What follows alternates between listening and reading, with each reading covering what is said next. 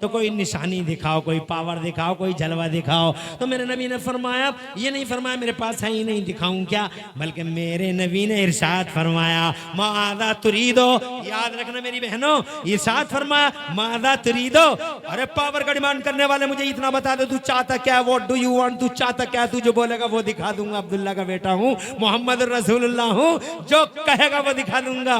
तो जनाबे वाला ये हैरान रह गया कि ये तो सब कह रहे हैं कि जो चाहेगा वो दिखा दूंगा। तो ये तो हैरान रह गया, बड़ा परेशान, अब बोलूं तो क्या बोलूं। ये प्री प्लानिंग करके आया नहीं था, वहीं बैठे बैठे इसने एक प्लान बना लिया। 500 मीटर के फासले पे एक मोटा सा पेड़ खड़ा था, लगभग आधा किलोमीटर के फासले पे एक मोटा सा पेड़ खड़ा था। जब मेरे नबी ने फरमाया क्या चाहता है बता, तू जो कहेगा वो दिखा दूंगा। तो जनाब वाला इसने कहा ए अब्दुल्ला के बेटे मोहम्मद, अगर सच्चे नबी हो तो उस पेड़ को यहाँ बुला के दिखा दो। तो मेरे नबी ने इरशाद फरमाया हम नहीं बुलाते इस पेड़ को। आका फरमाते मैं नहीं बुलाता उस पेड़ को।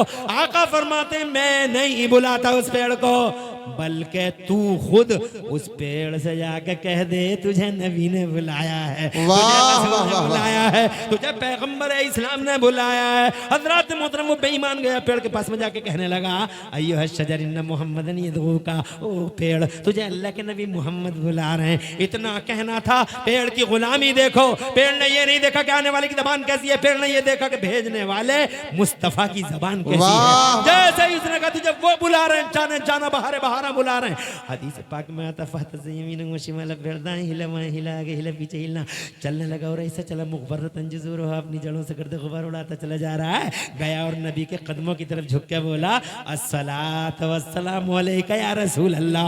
ए सुन्नियों, उधर वो पेड़ झुका, इधर ये बेईमान नबी के कदमों पे गिर के बोला जब आमिना के लाल की शान ऐसी है तो रब्बे जुल जलाल की शान कैसी होगी। हाथ बढ़ाइए, कलमा पढ़ाइए, हल्का बगोचा इस्लाम फरमाइए, ऐसा मालिक है हमारा नबी। वाह वाह वाह, सुभान अल्लाह सुभान अल्लाह। कहती है हलीमा इनके अब्बा नहीं है, कुछ मिलेगा नहीं, ऐसा सोच रही हो।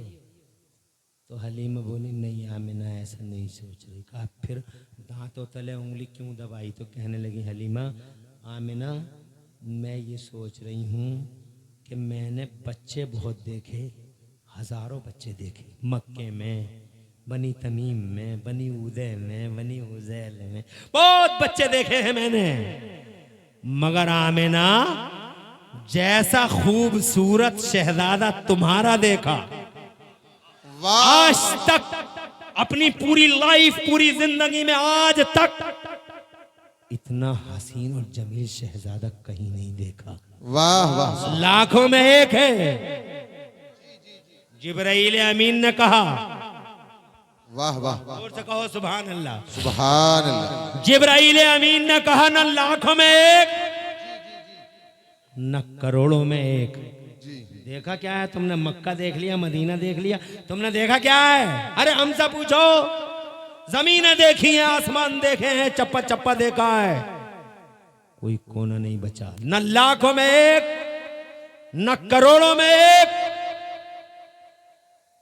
हलीमा और आमिना का शहजादा तो जमीनों में एक है, आसमानों में एक है। ना यहाँ जवाब है ना वहां जवाब है। बरेली वाले आला हजरत इमाम अहले सुन्नत मुजद्दिद तीनों मिल्लत मोहसिन अहले सुन्नत आफत जाने वाबियत सैयदना इमाम अहमद रज़ा झूम के बोले कि यही बोले सिदरा वाले चमने जाके थाले, यही बोले सिदरा वाले चमने जाके थाले, सभी मैंने छान डाले तेरे पाए का ना पाया। ऐसा हसीन नबी जी, वाह वाह वाह। हाँ मानता हूँ जद वाले वालों, मानता हूँ हजरत यूसुफ वाकई हसीन थे। जी जी, हक हजरत यूसुफ वाकई हसीन थे।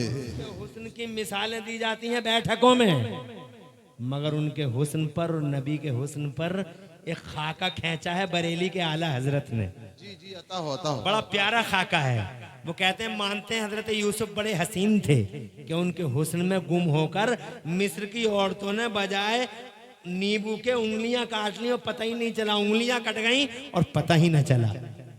मगर नबी ऐसे हसीन जी जी, कि देखा भी नहीं, और औरतों ने नहीं, और उंगलियां नहीं, देखकर नहीं, सिर्फ नाम सुन के अरब के मर्दों ने अपनी गर्दनें कटवा दी, पता तक नहीं। वाह अरब के मर्दों ने, बरेली वाले आला हजरत फरमाते हैं, हुस्न यूसुफ पे कटी मिस्र में अंगुश्ते जना और सर कटाते हैं तेरे नाम पे मर्दाने अरब। ऐसा हसीन 25 साल का चाहता तो 22 साल की कन्या मिल जाती, 21 साल की कन्या मिल जाती, मगर 25 साल के गोरे नबी ने, 25 साल के स्मार्ट नबी ने, 25 साल के हैंडसम मुस्तफा ने, 25 साल के ब्यूटीफुल और अति सुंदर मुस्तफा ने 40 साल की बेवा को सीने से लगाकर जमाने को खबरदार कर दिया कि बेवा नहूसत का नहीं निशान, बेवा नहूसत का नहीं, बेवा बरकतों का निशान हुआ करती है। खुदा की कसम, इधर शैतान की सारी टोलियां खड़ी हैं, इधर अकेला मदरसा खड़ा है, शराबियों से लड़ गया,